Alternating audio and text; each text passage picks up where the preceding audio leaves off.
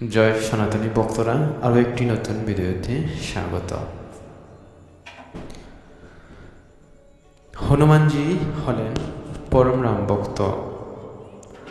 তিনি মহাদেবের অবতার, তাকে রুদ্র অবতারও বলা হয়।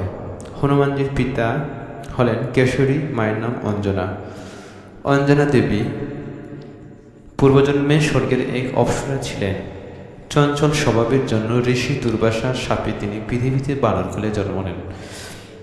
হনুমানজির পালক পিতা ছিলেন পবন দেবতা, কিন্তু মহাদেব কেন বানরকুলে জন্ম নিলেন এর একটা কারণ আছে। একবার দশানন রাবণ জোর করে কৈলাসে প্রবেশ করতে গেলেন। দ্বার পাহারায় ছিলেন নন্দী মহারাজ। এক স্পষ্ট হাতাহাতি হয়ে গেল।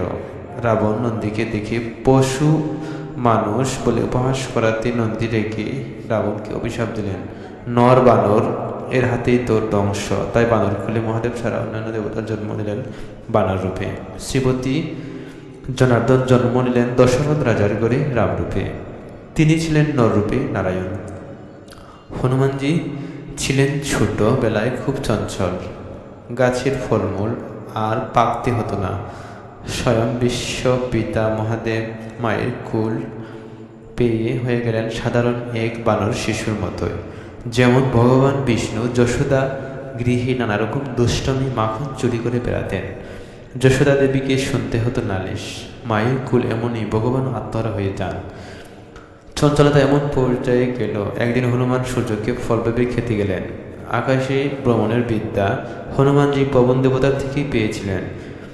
সূর্য দেবতাকে গিলিয়ে ফেললেন। চতুর্দিকে অন্ধকার নেমে এলো। ইন্দ্র দেবতা তখন বজ্র প্রয়োগ করে হনুমানজিকে ধরাশায়ী করে সূর্যকে উদ্ধার করলেন। এদিকে হনুমানজিকে আহত দেখে পবন দেবতা খুব ক্ষুদ্র হয়ে বিশ্বের সকল বায়ু হরণ করলেন। বিশ্বে ঘোর অন্ধকার নেমে এলো। তখন সমস্ত দেবতা মিলে হনুমানজিকে সুস্থ করে তাকে নানা অদ্ভুত বর প্রদান করলেন। হনুমানজি 4 যুগে অমর। হনুমানজির এর পর তার দৈব বিদ্যা নিয়ে দুষ্টুমি করে বেড়াতে লাগলেন। অনেক সময় দেখা যেত দেনমগ্ন কোনো মণিকে উড়িয়ে নিয়ে এক জায়গায় থেকে রেখে আসতেন। গাছের ফল আর গাছে থাকলো না। একদিন এক মণি তাকে শাপ দেন, সে তার সমস্ত শক্তি ভুলে যাবে। কালান্তরে কেউ তাকে মনে করালেই তার সমস্ত শক্তির কথা মনে পড়বে। লঙ্কাতে যাবার সময় জাম্বুবান তাকে সমস্ত শক্তির কথা মনে করিয়েছিলেন। হনুমান জি সুগ্রীবের সাথেই থাকতেন। লঙ্কা থেকে দেব বামন শাস্ত্র বিদ্বেষী রাক্ষসদের বধ করে সকলকে রক্ষা করতেন। হনুমানজি কিন্তু রামপ্রসাদ ভিন্ন আহার করেন না। তার প্রসাদে তুলসী পত্র না দিলে তার উদর তৃপ্তি হয় না। একদিন সীতা দেবী হনুমানকে তুলসী ভিন্ন আহার দিয়েছিলেন। হনুমানজি গ্রাসী খেতে লাগলেন। এমন হলো দিয়ে খাবার শেষ, কিন্তু হনুমানজির উদর শান্ত হলো না। শেষে সীতা দেবী একটি তুলসীপত্র নিবেদন দিতেই হনুমানজি দেখে তুললেন। হনুমানজির 4 যুগে অমর। যেখানে রাম কথা, রামলীলা, রাম নাম হয়, সেখানে উনি শুকনো দেহে থাকেন।